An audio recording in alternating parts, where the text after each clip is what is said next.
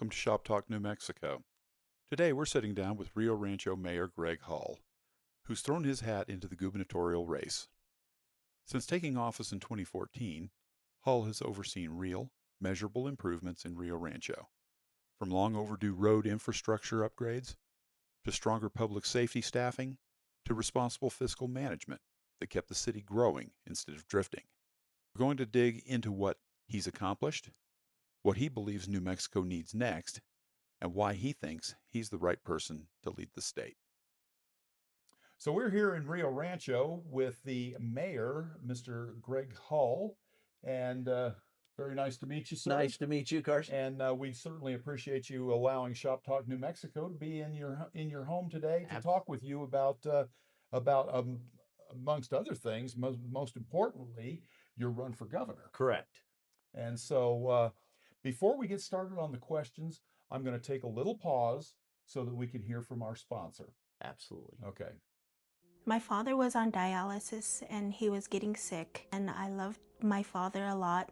When I gave my father my kidney, it made our family stronger. When my brother passed, we decided to give his organs to help other families.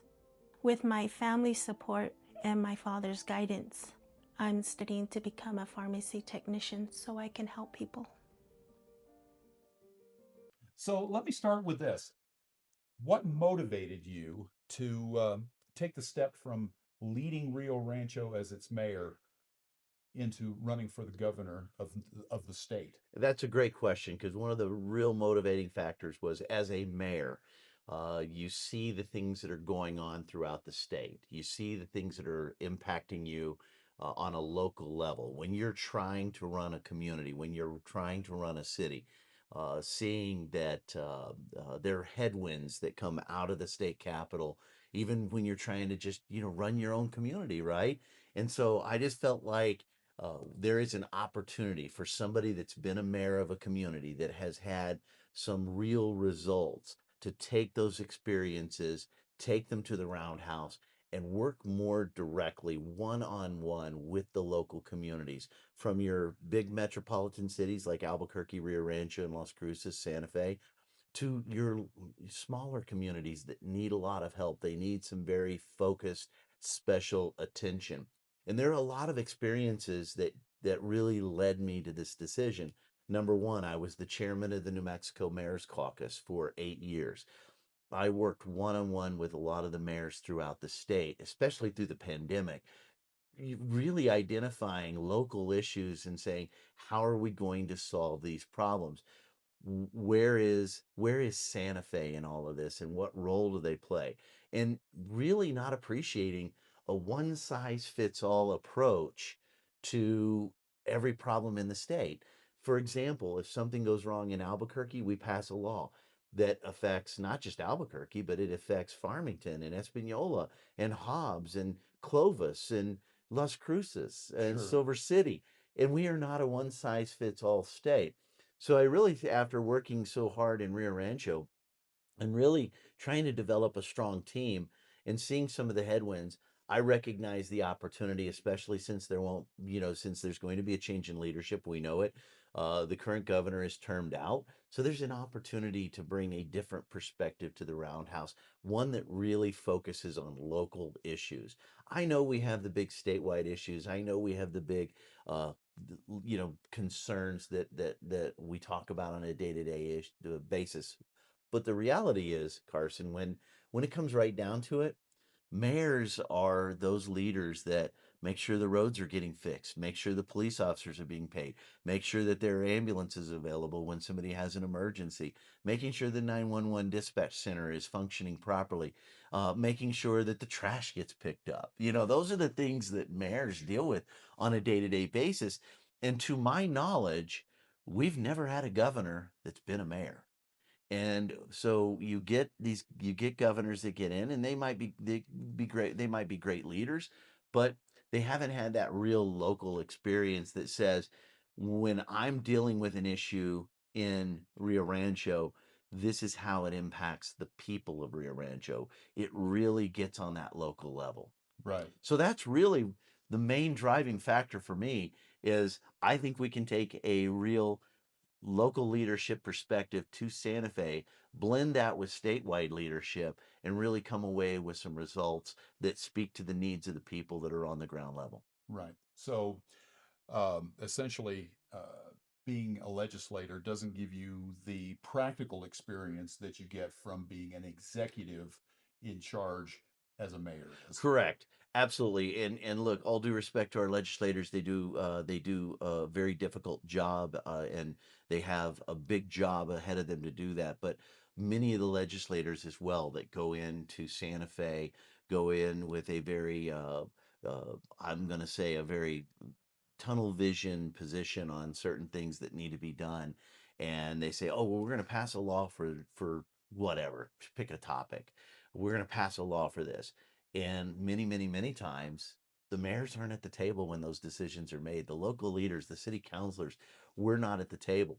That's another experience that I've had that really gives me a very broad perspective of the things that I think New Mexico needs right now. Is I've been a member of the New Mexico Municipal League for all the time that I've been the mayor, so 12 years, along with being 8 years on the chair of the mayor's caucus. I'm currently the president of the New Mexico Municipal League. And what we do is we come together and we either advocate for legislation that we think will help our communities, or we oppose it. And so the Municipal League is a very big voice. But when you get into a hearing, a committee meeting where you have legislators that are there, and you have, say, 4 or 5 mayors show up to that legislative committee hearing, and the mayors want to speak to an issue, and they're there to represent the communities, and the chair of that committee says, you're not going to be allowed to speak. And you go, but I represent a lot of people. Does that matter? No. Okay. And so that becomes very frustrating right there. And you've got to look at that and go, are the people being heard when your local elected officials show up to a legislative committee meeting and they're told, we don't want to hear what you have to say, even though what they're going to do is going to have a very direct impact on our communities. And that's happened before, and it's very frustrating. And I think that was probably one of the real triggering factors for me of, okay, now I'm going to run for governor, because our mayors and our local leadership need to be heard in these committee meetings, because when you pass a law or you pass legislation, there's so many times we talk about the unintended consequences. And many times you get into that situation where they're about to pass a law and you're saying, hey, I think this is going to affect us this way, this way, this way, and this way. And it's not listened to. And so I would be that governor, to be quite frank with you, that would sit down with the mayors, sit down with the local communities. And I know we're going to talk about some of the questions you have of how are you going to manage, big cities to rural communities. And I know we're going to talk about that a little bit today as well. But that being said, I want to bring the local leaders to the table and work with the legislators to build legislation that is thoughtful and takes into consideration the character and culture of our communities, because each one of them is very different. I agree that the voices that have not been heard need to be heard, Yes. and so it would be nice to see a governor that does that. Well, and you get that experience. You gain that experience from being a mayor. Mayors are front and center in their communities. And once again, no disrespect or trying to diminish the value of our legislators or governors or some of the statewide officials, but you don't have access to some of those statewide officials like you have access to your mayor, right? Right. That's one thing that I'm known for in Rio Rancho, and that's when I'm talking to people about running for governor. That's the biggest question I'm getting right now is who's going to be that next mayor, or are you going to continue to be the mayor? Or are you going to this? Or are you going to that? I get a lot of questions around that because, I have a cell phone that when people call my office, they're still surprised to this day that it rings in my pocket and I'm the one that And answers you answer it. Right. Right. And it doesn't matter what time of day it is. Yeah. I've taken calls at 2 in the morning. I've taken calls at 6 in the morning. People get up and they go, I'm going to dial the mayor. I had a, a a high school student called me the other day, and they said, I was just dialing this number to see if you're actually the one that picks it up. And and I said, yeah, so you've got the mayor on the phone, you've dialed the number. What's your question? You know? Right, right. So are you gonna be that accessible when you become governor? As much as I possibly can. Obviously, it's a different level of accessibility, quite frankly, but Sure. I'm going to be. It would be my goal and my intention to be on the ground in the communities Right. across the state, working with local leadership. Is every constituent going to be able to pick up the phone and get me on my cell phone? Sometimes yes, sometimes no. It's going to be a very busy thing. You're going from serving 118,000 people to 2 million people, Right. right? Right. So there's a big difference there. You're going from local issues in Rio Rancho to local issues in Las Cruces and Hobbs and Jow and Silver City and Farmington, Dulce. You're going to a different level of what are the concerns. And here in Rio Rancho, when somebody calls on the phone, when are you going to fix the street? How can we get this? How can we get the trash picked up over here? It's a little bit. You're going to be dealing with much different kind of more citywide issues. Can you help me solve some problems around our wastewater treatment facility? Can you help us with funding for our road projects? Right. Can you help us put systems in place that help us meet the healthcare needs of our community? So they're going to be different questions, Sure. much larger scale questions Right. than what I receive as the mayor, but no less, but much no less important, actually much more important, that we help these communities solve some of these problems. Right. So let me ask you this. How would you describe your leadership philosophy and how has it evolved during your time as mayor? That's a great question, because when you first became mayor, and I had never had any political background whatsoever. I was a small business guy that uh, uh, when I was frustrated with the process of getting a business license in Rio Rancho, and as it goes, if you complain about government, you say somebody should do something, and everybody goes, "Yeah, why don't you do it?" Right. You get in Right. there, you're going, "Ah, government is, I wish it would be easier." And so I was approached about running for mayor, and I thought it would just was not on the radar. It was not something that I was planning on doing. It wasn't something that I conceptually thought that would ever happen.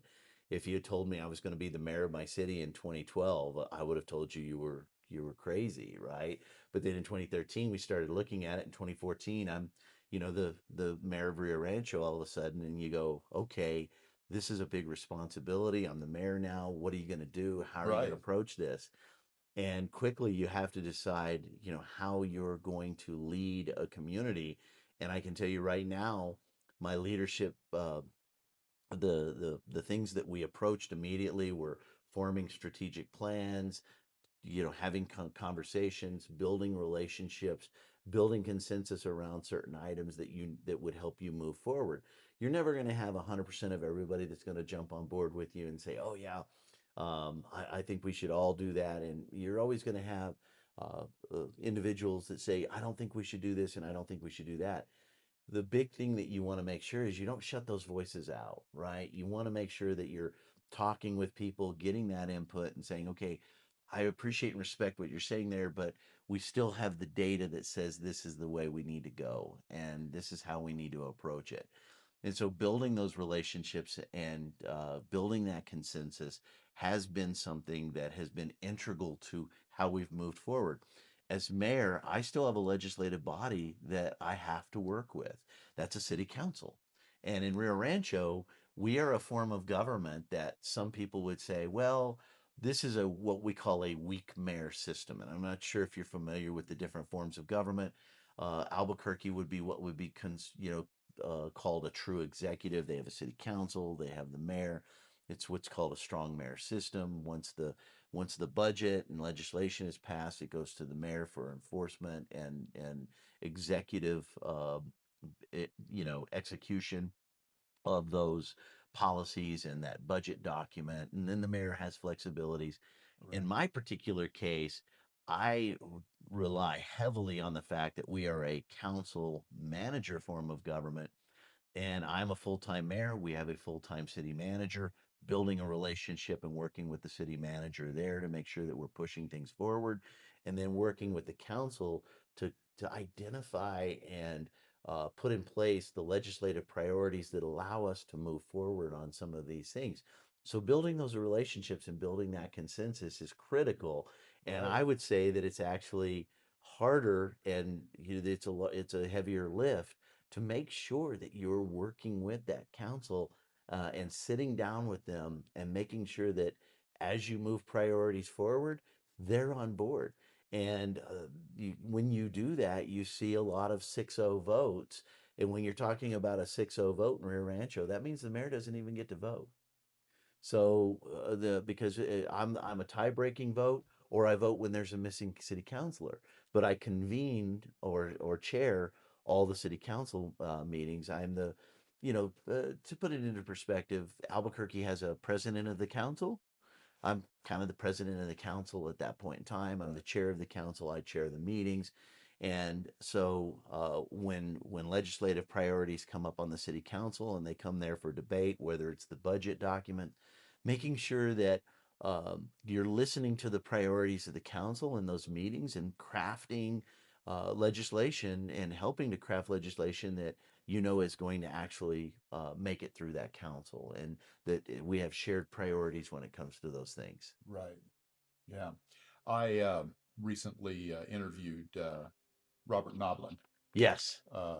mayor of Belen, and they have a very similar governmental structure there as you do here, Yes. where it's a city council and city manager essentially is the lead uh, in that. This is no little one horse town. Right. Rio Rancho, for people who don't know, is the third largest city in the state of New Mexico. Possibly the second, but we'll wait for the next census. So what are we looking at? Is it Las Cruces? Yes. Okay. Yeah. So it would be Albuquerque, Rio Rancho, Las Cruces, or Las Cruces, Rio Rancho, Santa Fe. depending, and then Santa Fe, Sure. right, and then Farmington. Right. Right. Right. So no small task No, not at all. at all. So what lessons from your time in city governance do you believe will translate uh, most effectively to state level? Well, I think what will translate is the processes and the policies that we've seen set up here. And once again, we don't want to try to say that everything that works in Rio Rancho is going to work everywhere else, right? That's one of those things where you have to recognize the character and culture of the communities that you're looking at, whether that's education, healthcare, jobs, infrastructure. Every community has some nuance or some identifying factor that makes it uniquely different. That is what makes New Mexico amazing. I think it was the territorial governor Wallace that said, "What works everywhere else fails in New Mexico." And that's because when it works somewhere else, you're trying to overlay a template or you're trying to overlay a Sure. system that it just will not be acceptable. It will not translate into New Mexico. When you think about the 19 pueblos and the Indian Right. nations, the tribal Sure. nations that are here, that all have their individual sovereignty, right? And you're trying to overlay rules and laws or processes that it's just not going to fit here. Sure. And that's that one size fits all approach that I have been opposed to for many, many, many years, because why are you passing that law? Well, we have this problem over here. I don't have that problem. Well, why are you passing this law? Well, because we have this problem over here. I don't have that problem. With the problem I do have is I need this, this, this, and this. Can you pass a law for that? No, no, no, that's not our priority. Right. So Right. that's where it's frustrating. So when you say, how can we take that to a statewide? Not so much a statewide. Sure. Work with the communities. Right. Listen to the communities. Help them solve their problems on a very local level. Help them address those issues that are pressing to them. We can have all the big conversations, but at the end of the day, when the elections are over and you go back to your local community, they're looking for solutions to water and wastewater treatment facilities. They're looking for solutions in energy. They're looking for solutions in economic development. And what you're going to do in economic development in Albuquerque is not going to be the same as you're going to do in economic development in Espanola. What you're looking to do in education is going to be different in the way that you need to approach it, whether it's when you think about Los Alamos and Espanola. There's two different approaches to two cities that are relatively close to each other right there. But you're going to have to look at those things in a more individual, more custom um, uh, approach to make sure that we're meeting the educational needs of the individuals in Espanola and recognizing that those are going to be vastly different than what you might need in Los Alamos. Right. So those are, I think that's what's going to give me a very different perspective, a very different resume set. I've often, Carson, I've heard it said, well, going from mayor to governor, that's a big leap. I don't see that. I don't see that. I think that the training ground of being a mayor for 12 years has given you that very in-depth perspective of municipal issues, and where I've been able to really take advantage of not only being the mayor of Rio Rancho, it's I've reached out to communities across the state in some of my board and leadership positions, whether it's being on the COG for the last 12 years and served as the COG, the Mid-Region Council of Governments, sitting as their board chair now. I'm in my fourth year of being board chair of that, um, and really listening to the issues of the counties that are involved in that particular COG, the Mid Region Council, and listening to those needs, whether it's transportation, healthcare, workforce development, because these are all things that are critical when you get into the economic development realm. And what are those resources, and how are we going to help you utilize them on a local level and put those into effect in a way that we can attract investors and employers to come into our communities and provide jobs on a very local level. Right. So New Mexico continues to face challenges in job growth and small business retention. What would be your top priorities to strengthen the state's economy?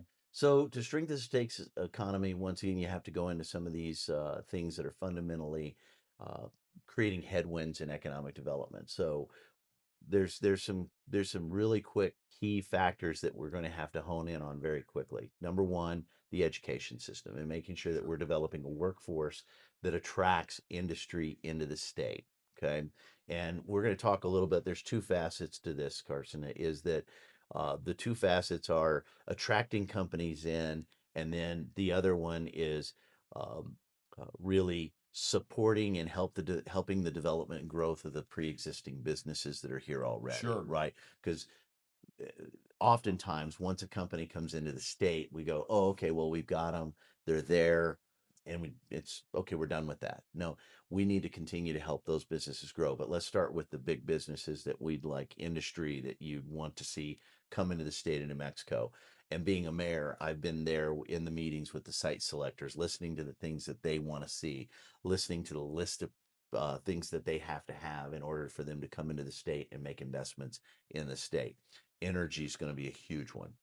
And that going forward, especially when you think about data centers and some of the technology companies that are looking to position themselves in different places in the country, energy is going to be critical and key, that we take an all-in approach to various different opportunities for energy. So, and we'll get back to that here in just a minute. The education, developing the workforce. I think when you look at communities, going back to Espanola and some of the other communities throughout the state, Rio Rancho's done it. We've seen Carlsbad, Hobbs, Artesia's working on it. You've seen it in Clovis. Career technical education is huge. Getting in, teaching the trades. Once again, when you have technology and AI and all these other things that are running systems, you still need the employees, those human beings that'll go out, install the electrical lines, install the plumbing Right. lines, build the buildings. You're never going to get away from that, right? You're going No, to need that physical you're going to need them. expertise to get in there and do that work, whether it's building houses or building skyscrapers. You're going to need those laborers that have that expertise, that know what they're doing, and go in and build those things out. So building that workforce is critical, whether it's in healthcare, whether it's in construction, engineering. All of that workforce is so important to companies that want to come here. And if we don't focus on attracting those, building that workforce, putting those fundamental building blocks in place, we're going to continue to lag behind in attracting those businesses that want to come here. For example, Rio Rancho had a data center that wanted to come to Rio Rancho. Unfortunately, uh, the power availability and the other resources that those things need just weren't available. And I think there's some things we could have done to attract them, but uh, companies that want to come today and they need to meet a need that we're seeing today, they can't wait for 5, 10, 15 years for the energy build out. They're ready to come today. Sure. Project Jupiter down in Las Cruces is a huge example of they're going to have to onboard their own power plant. They're going to be running generators that are natural gas powered to create the energy that they're going to need to run that data center. And so you're looking at those things. So Right. looking at how we're going to create that energy, how we work with those companies. If those companies are onboarding their own power supplies, do we ask them to help us by overbuilding some of that stuff so that they have additional energy that they put back into the grid to help us with economic development? I think there's a lot of ways that we can become partners in building out these power supplies with the companies that want to come here and say, okay, well, if you're going to build your own power plant and you're going to manage that power plant, then how do we help you invest in that so that you build more capacity than what you actually need and supply that capacity back into the power grid that helps us continue to build out that economic development and growth. So let's partner with Sure. these individuals. They have the money, they have the capital, they're putting those resources to work in the state of New Mexico. Let's be a partner with that. And so those are some of the things that I think that right off the bat, when it really goes back again to some of those local solutions, where these things are happening, how we promote them on a local level, how we go into those communities, help them facilitate that growth. Healthcare is another one that's going to be huge, because when companies come here and they try to source as many of those jobs locally as they can. So you've got the workforce development, but you're going to have those key individuals that they're going to go ahead and bring into the state. When they want to move those individuals into the state, uh, those families that are thinking about moving here are looking at some factors: is what's the education system look like? What's the healthcare system look like? Sure. Are the communities safe? That's a huge one. And if you see the growth in Rio Rancho as of the last 10 years, whereas the state's seen less than 3% population growth, Rio Rancho has gone from 89,000 when I took office to almost 120,000. That's 18 to 20% growth. And so you're seeing a disproportionate growth. What's bringing them here? Our education system, the fact that we're the number one safest city in the state with a population over 30,000. We were just named by U.S. World News yesterday as the number 6 best city in the country to retire in. Yes. Okay. So we just hit that marker. We were just recently recognized as the number 2 most affordable community to live in the Southwest.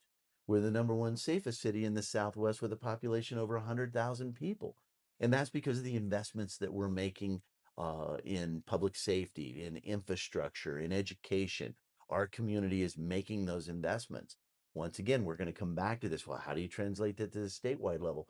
You go in because each community is going to need something a little bit different. And we need somebody that's been a mayor, that's dealt with local issues, that can deal with local leadership, identify through strategic planning what are the key items that we need to help make your community more successful in the area of infrastructure, workforce, healthcare, public safety, those things that people are looking for when they want to move into a community. Uh, Safest place to live in New Mexico, which is that's an incredible. I mean, that is quite a feather in your cap right there. Yeah.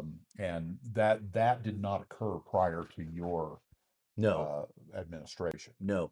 These are all accolades that have come into place. And once again, these are national recognitions. This isn't us coming up with some sort of anecdotal uh, recognition that we created internally and then put it out there. These are outside companies, outside entities looking in and saying, hey, something different is happening here than is happening elsewhere in the state.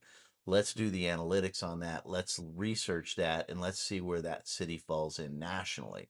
Sure. And that is where we end up coming out on these reports, whether it's family magazine, uh, best place to raise a family. Uh, when it comes to safest places to live, most affordable. Uh, that one triggered because in Rio Rancho in 2014, when I took office, I think the median household income was around 53,000. Today, the median income has jumped up to over 87,000. Okay, so we've seen median income growth in the community without corresponding tax increases. We've seen improvements in public safety. For example, I'm very proud of the fact that we've more than doubled the funding into our police department over the last 10 years, 12 years, um, without corresponding tax increases. We did have a voter approved public safety bond back in 2018 that allowed us to start really aggressively replacing and upgrading our police equipment, like police cars, our fire equipment, such as ambulances, ladder trucks, and engines. Those are the critical pieces of equipment that our firefighters and our first responders need when they're responding to our emergencies. We want to make sure that they're well equipped. And our citizenry has been extremely supportive of that public safety bond. And then, of course, our citizens recognized back in 2016 that we needed to invest in infrastructure and supported a road bond back in 2016. And since then, we've been able to replace over 50 major road segments throughout the city.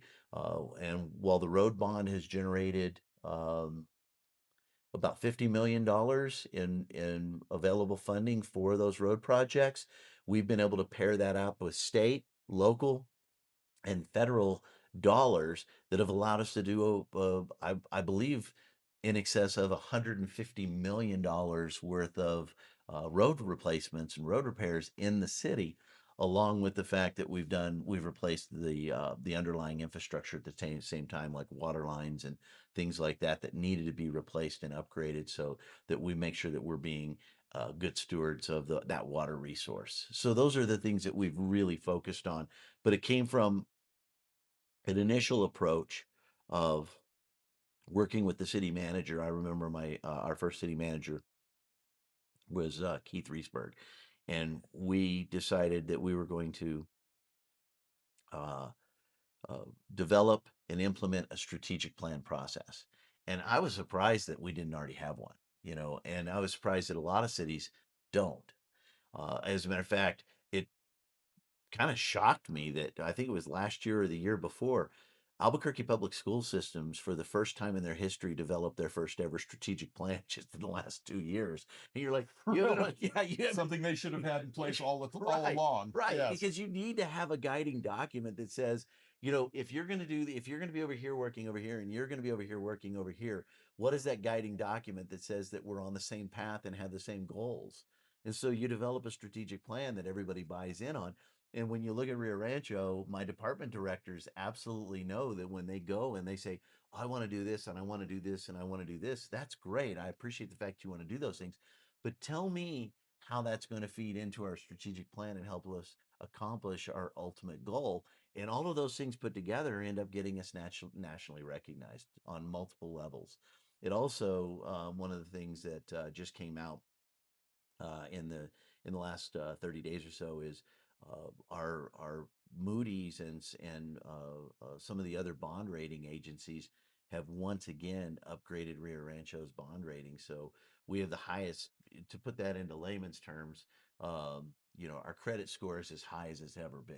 So, Very good. Very because of the good. way we're managing our finances and the way we're managing our money and the things that we're investing in, creating permanent funds so that we have a strategic reserve in the event that we go back into a 2008 housing collapse. I think that was something that I wasn't the mayor at the time, but it was something we could definitely learn from and say, wait a minute, When the housing market collapsed, Rio Rancho's revenues dropped off. I mean, they tanked because we were wholly dependent on the new home construction industry for the gross receipts tax that came from the construction to the impact fees that were gathered to help us build out infrastructure. Those just tanked. And then there was, and we were in a horrible place because we didn't have a lot of retail development in the city. So if you wanted to buy something, you had to go down in Albuquerque and buy whatever you needed in Albuquerque. And if you paid for it in Albuquerque, we got no tax benefit from that. There was no Right. revenue from that. So growing that revenue base, growing that localized economy has been a huge focus. And it's really helped us because I remember, I think when I took office, our budget was around $60 million reoccurring. I think our current reoccurring somewhere around 100 million now, and that has literally been through organic growth, um, because our sales tax rate is the same today as when I took office. So that's flat. Our property tax mill rate, if you look at your total overall property tax bill in Rio Rancho and Sandoval County, your mill rate, the percentage that you pay, is actually lower today than when I took office. So we've been able to grow that economy very organically. So that mill rate that you're talking about, does that take into account the mill levy for Sandoval Regional Medical Center? Yes, it does. It Yeah. does. Yes. Wow, Yeah. that's something. So when you take the total overall mill rate, when I talk about your property tax bill, there's a lot of taxing entities in there. And we've been able to maintain the fact that I think Rio Rancho is still one of the lowest numbers in there. When you rank them out, I think Skafka's in there, and then you get into Rio Rancho, and then Rio Rancho Public Schools, uh, your different taxing entities, UNM Sandoval Regional, and all those different taxing entities. If you look at the total overall millage, it's lower today. So, which is pretty impressive. Right. I wanted to ask you something, and since right now I have your ear, Absolutely. um, one of my pet peeves has always been that Bernalillo County at that time, and now Bernalillo County and Sandoval County, pay through their property taxes to support UNM, Correct. either UNM Maine or Sandoval Regional, and those are those hospitals are the primary indigent care hospitals, Sure. and the only, well, UNM Hospital Maine, the Maine, is the only level one trauma center in the state. Now, Correct. the entire population of the state uses those facilities, and yet only these two counties are paying for it through their property taxes. Sure, you've got that, but I will say that both of those hospitals are also supported with state funds as well. So when you look at how their total overall funding comes into play, they are there. And I think one of the things that we've looked at with Sandoval Regional is continuing to try to get them to become level one trauma as well, so that there's more services across the state. So working through those, yes, when you look at the various different hospital systems and where some of those funds come from, some of the federal funds that come into the state, some of the state funds do go out to those various different institutions in various different ways. So there are funding mechanisms in there as well. When you look at UNM as a whole, and the organization that it is throughout the state, and from the teaching to the medical center to the medical fields, those are the things we need to look at. But yes, when you look at your local tax rate, those are applied onto those counties as well. I mean, those hospitals as well. We do heavily support it. I'm not sure exactly what the percentage of breakout is, but it's one of those things that we as Sandoval County did want to invest in, put that infrastructure in place. Rio Rancho wanted that. When the citizens of Sandoval County put that in place, we said, "Hey, look, we want to build a hospital here. We want to have these services more localized so that we don't have to drive down to Albuquerque to get those services." So the community, Sandoval County as a whole, said, we're willing to be taxed to get this, to get the building blocks in place, build a hospital, but then that also draws in all of those state and federal resources as well, once that fundamental building block is put in place. So I think that's when you look at that particular taxation approach, it is Bernalillo County or Sandoval County that's voting to put those things in place. Because we did have, Carson, we did have one year where the voters of Sandoval County came out and said, we're not going to fund this. And they actually killed the hospital mill levy. And so for, I think it was a 2 to 4 year stint there, that completely fell off of the county tax bill. One of the one of the arguments was, though, is that that mill levy originally not only funded UNM, but it also funded Russ Medical Center. And a lot of people said, wait a minute, we're paying tax money into Russ Medical Center, but I can't just walk in there unless I have Presbyterian health care. I can't just go in and get whatever services I need. So the revised support that was put back on the ballot for Sandoval County was only support for UNM regional because of the indigent care, and that you can walk in there. It doesn't matter who you are. You know, you don't. Do you have press health care? Do you have this health care? No, you just walk in there and get the service that you need. Right. And on an emergency basis, if you want to walk into Russ, they're not going to deny Oh, you no. care. But Yeah. but you understand what I'm saying. There was these arguments out there that said, well, this is a private hospital, this is a public hospital. Should that be handled in that manner and form? And those are decisions, I think, that are going to continue to be driven by your local residents. I know when those bonds come up, whether it's Bernalillo County or Albuquerque, they're overwhelmingly passing those bonds because they see the value in what that is investing in. And then in Sandoval County, I think that the bonds have been overwhelmingly passed as well. Those are going to come down to those voter decisions that where individuals are saying, yes, I want my property taxes to go to these particular things. That's one of the reasons, like when in Rio Rancho, we put a bond question on the ballot for road bond, for public safety, or quality life.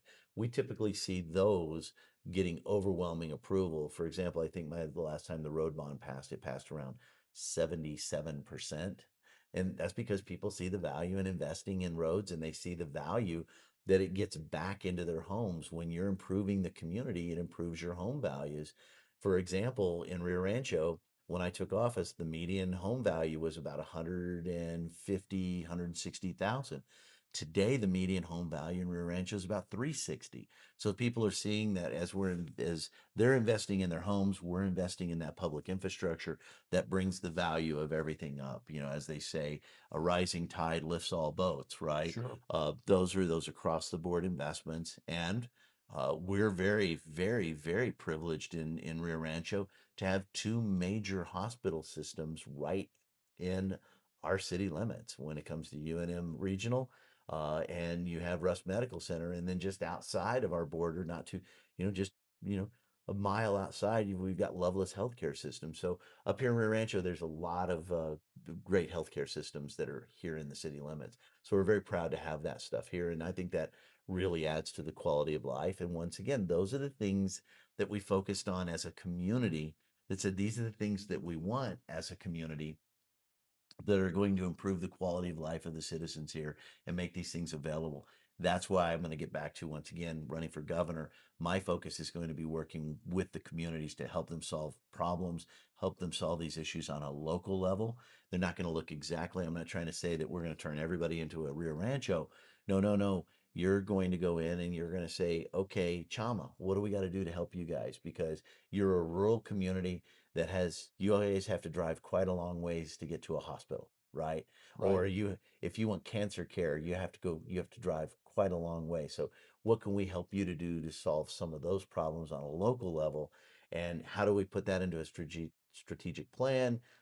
And then how do we work with your local communities to help them support these things, right? Water has always been a problem Yes. in this state. I remember not too long ago when they did the San Juan diversion Yep. to help alleviate the water shortage, but that didn't go far enough, No. in my opinion. And I'm just curious as to what kind of plans you had, if you have any at this time. Yep. And I know you've been looking at it. Oh yeah, absolutely. Look, when you talk about water in New Mexico, number one, you've got to stop isolating it and say that one community should, we've got all these different water systems throughout the state. They're not very well integrated. They don't talk to each other very well. I think there's some opportunities. As a matter of fact, I was just in a symposium yesterday where we were talking about using AI to kind of bring some of these water systems together to where they're more talking to each other and saying, well, what are you doing over here in water? What's your water usage? How does that impact the region?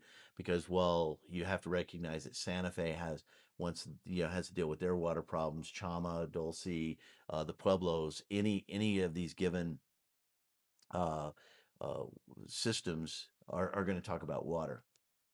And one of the things that we've looked at from a statewide level is a strategic water plan on how we utilize every potential water resource. In Rio Rancho, and I hate to do this, Carson. It just seems like I'm on a repeater loop. That's But we've okay. heavily invested in water infrastructure in the city just in the last 12 years. We're the state's first ever aquifer recharge system right here in Rio Rancho. That's where we take our wastewater, the water that comes out of our homes that go to these wastewater treatment facilities, and we have a wastewater treatment facility that's called an MBR, a membrane bioreactor facility here in Rio Rancho that cleans the water to near potable quality. And then what we do is we take that up to an injection site, we clean it one more time, we treat it one more time, and then we put it back into the aquifer from whence it came, and we bank that for future use. That creates a sustainability factor that says this is where we're going to get our water in the future, and it's right down here in the aquifer. Most of the cities in the state operate off of an aquifer system. Okay, whether it's Clovis over on the Ogallala aquifer system that they share with Texas, Oklahoma, Colorado, northern New Mexico, or the Santa Fe Group aquifer system that we're here over here in Rio Rancho, and you've got these different systems throughout the state. I want to help communities invest in the latest technology in water, wastewater treatment facilities so that the water that they don't have to put back in the river, because we do have an obligation to return some of the water that we pump back to the river to make sure that it gets downstream and that we meet all of our requirements for downstream flows. There's a lot of technicality to those things, but what water we don't have to put back in the river, and let's just say we go ahead and discharge water back into the river after we clean it. It's called overpaying the river. We're putting more back into it than what we have to. So what we want to do is capitalize on that and bank it here. So we continue to invest in these infrastructure systems on a local level that allow us to put that water back into our aquifer. It helps make sure that we don't lose that capacity of storing in the aquifer. And so what I see us doing is through a long-term strategic water plan for the state of New Mexico that deals not only with holding on to the water resources that are ours, that we should be able to keep, that we need to keep. It's going to address some of those drought situations at the same point in time. So helping our communities by coming in and investing in these water systems, helping Santa Fe upgrade their water system. Right now, their wastewater treatment facility, I think, needs $100 million worth of work. What are we going to do to help them optimize that system, invest in the latest technology so that when they clean that water, we can also help them build in those aquifer injection systems that allow them to keep every drop of water that actually belongs to them. And that creates a more sustainable supply right there on a local level. But if they're not depleting the aquifer on the north end, it's also benefiting the aquifer on the south end where we're drawing from. And that's the thing, that when we're injecting water into the aquifer upstream, it's helping the downstream users as well. So this becomes more of a symbiotic approach to what's happening in Santa Fe is helping, Placitas or Algodones, anybody that's down, south of them along the river.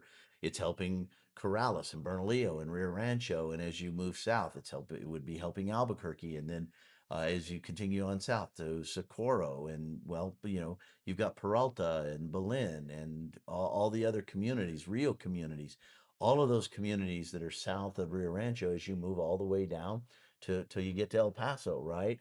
So there's a way that we can make these investments that really modernize the infrastructure in New Mexico. This technology that we see in other states, We're just not investing in it right now. This is not new technology. California, Arizona, Nevada have all been doing this you're reusing this reuse water. In our case, we put it back in the aquifer. In California's case, they clean it and put it right back into the main line and send it back to your house. So, it's puts it on a loop system, but at least in this particular case, it's banking it for future generations. Rio Rancho's created a model that can work in just about every community. One of the big things that I see also when it comes to economic development is we have these deep well aquifers that are very brackish.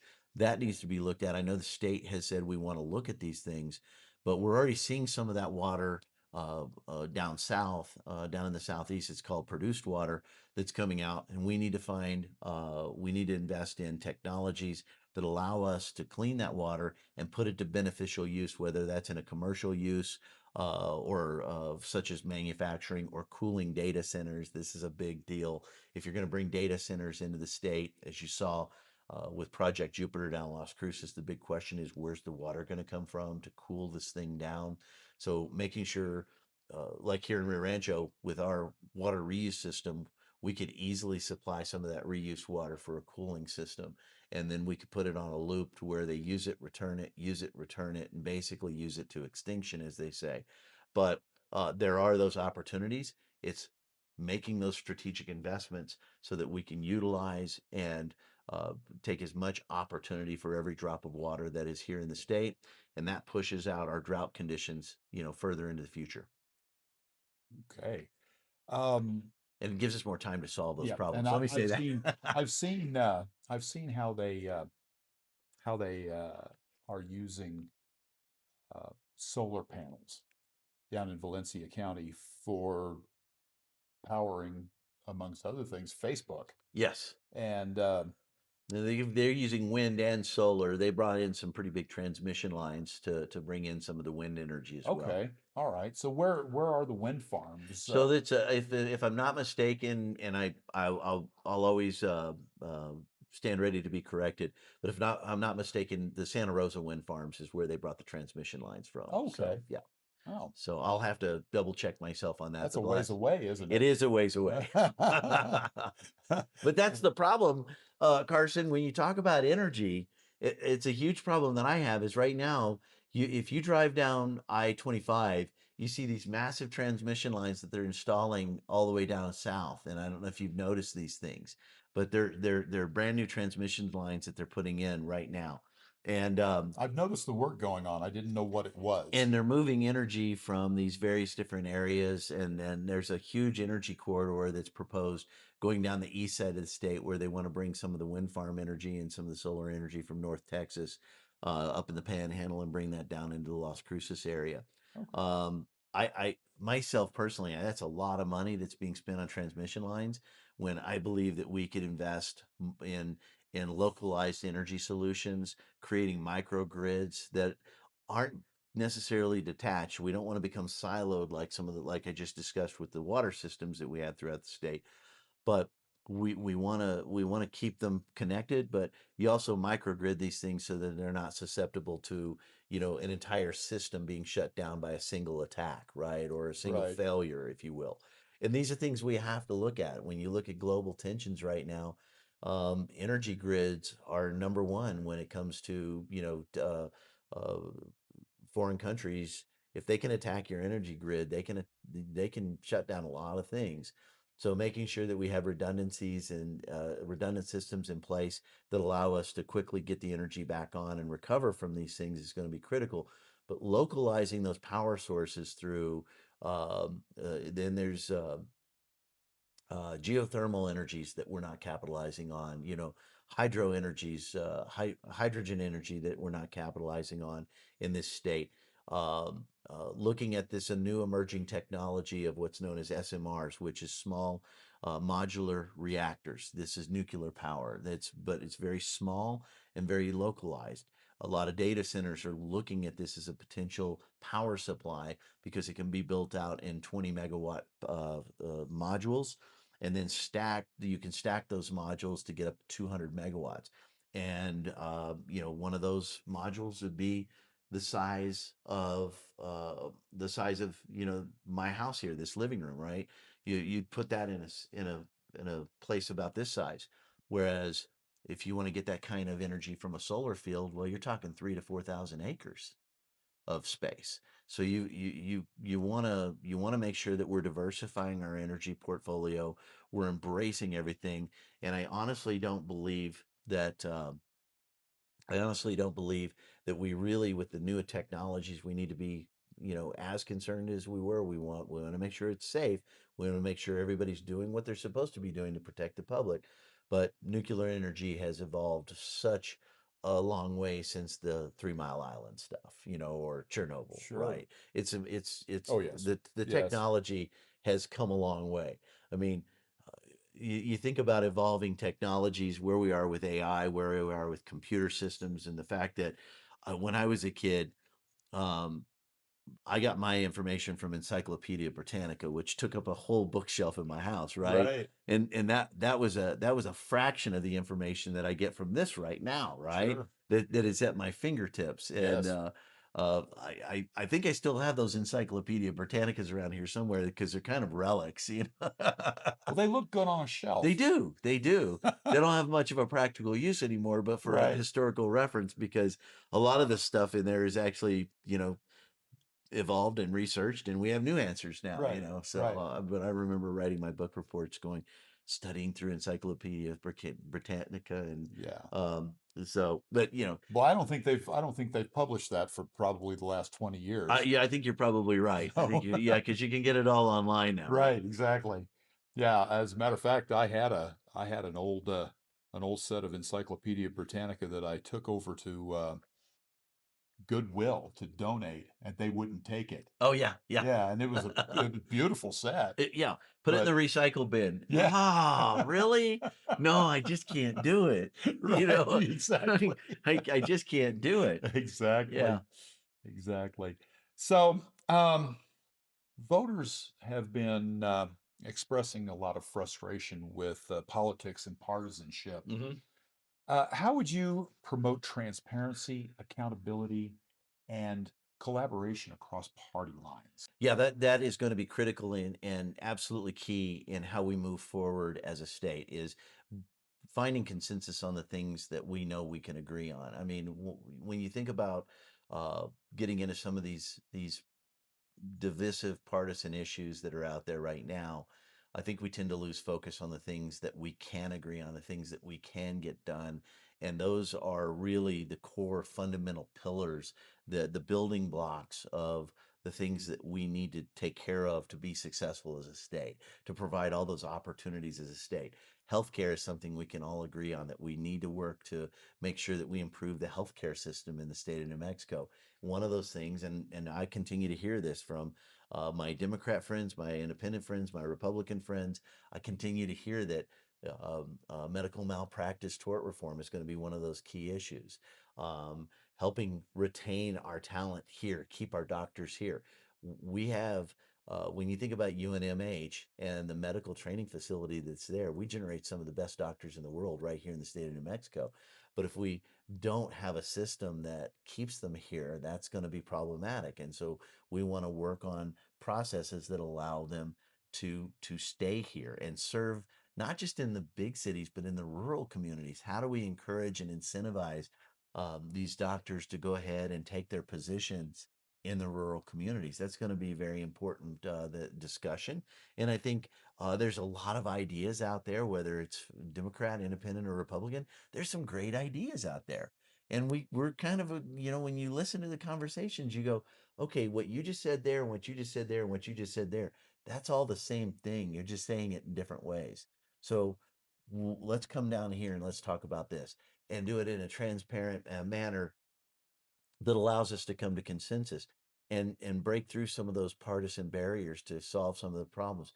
Energy is one of those things. Yes, energy development is something that we all agree on. In order to attract economic opportunity into the state, we're going to have to solve some of this. We're going to have to do it in a way that we agree that it's environmentally friendly, that we can do things in a strong environmental way, but not discounting or discarding an energy source. And right now, I know you can get into different discussions about solar and wind and geothermal and SMRs, nuclear, or even oil and gas. Oil and gas is the lifeblood of this state. So, what do we do to work with that industry to make sure that we're being environmentally conscious, but supplying that energy need that we know we need? We don't want to take ourselves out of that game. We don't want to diminish that industry, but we do need to diversify that portfolio so that we're not just dependent on one energy source. So when I say, hey, let's do an all in and let's talk about all energy options are on the table. I mean, all energy options are on the table, and we've got the opportunity here in the state of New Mexico. We've got the resources. I often say, for example, let me go back to nuclear for a second. We produce the uranium here and we take the waste, but we use little, Right. very Very, little.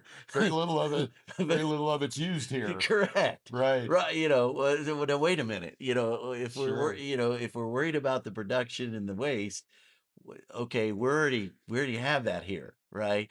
You have Right. Uranco, that's one of the top producers of uranium in the country, right here in the world, right here in New Mexico. Right. And then we have the whip site where we're taking all of that waste back into our state.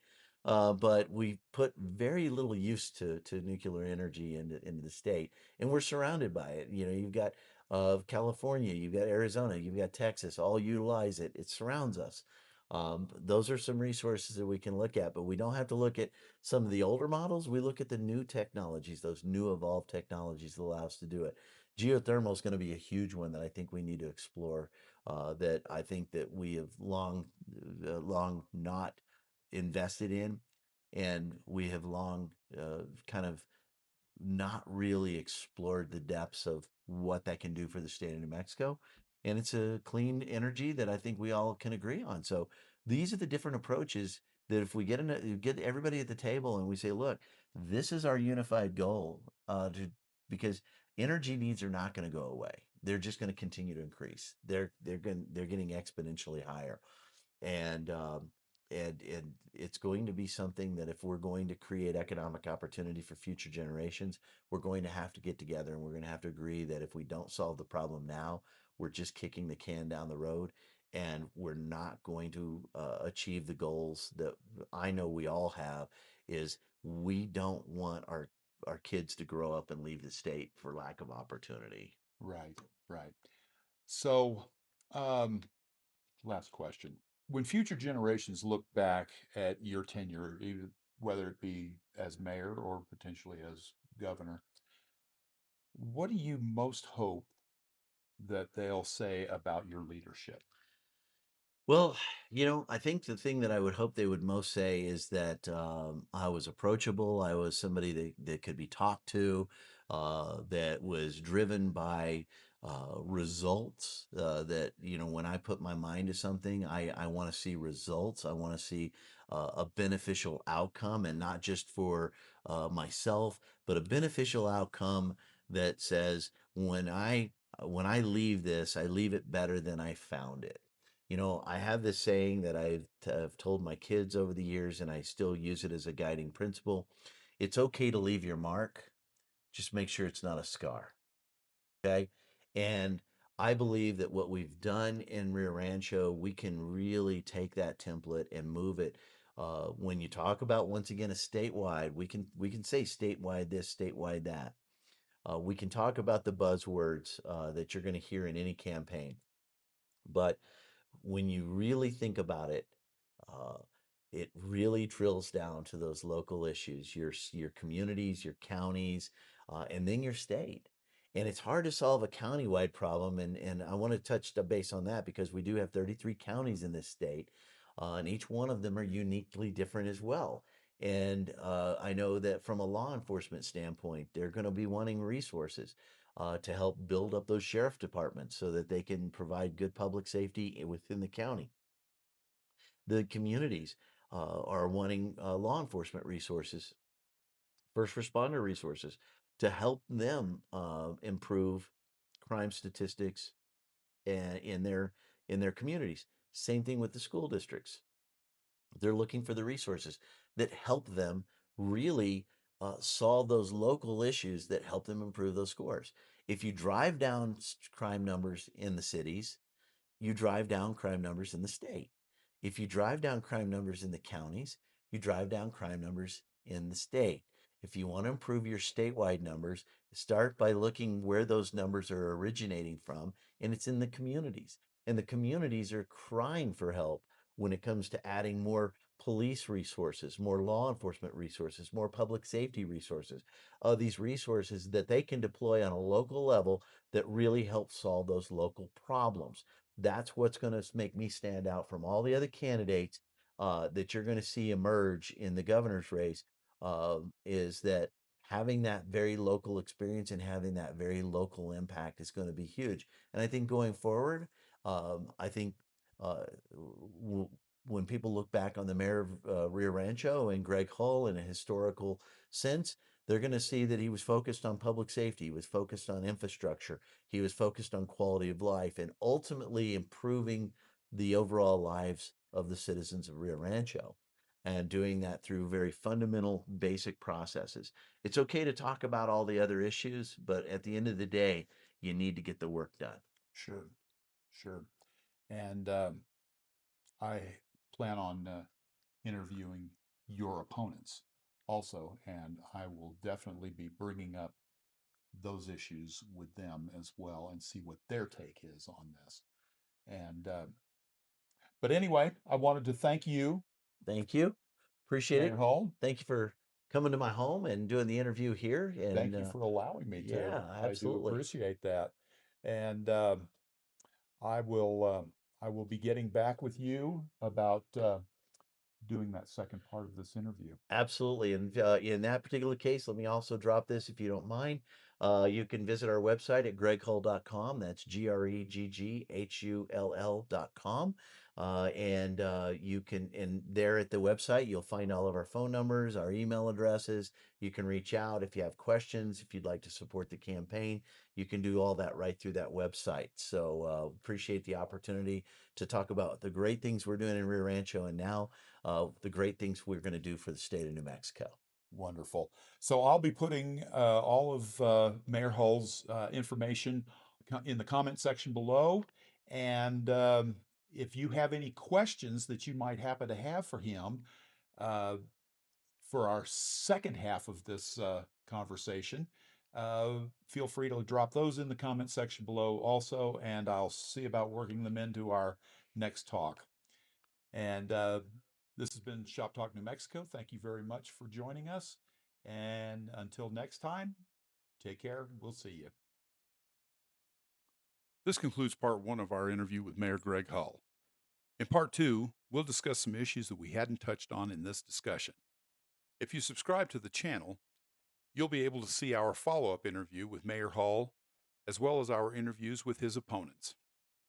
We have reached out to all of the declared candidates, either by email or through their websites. We will post announcements of any upcoming interviews. If you have anything you'd like to ask Mayor Hull or one of his opponents, leave a comment below and I'll try to fit your question into our next interview. This has been Shop Talk New Mexico. Thanks for watching, and we'll see you next time.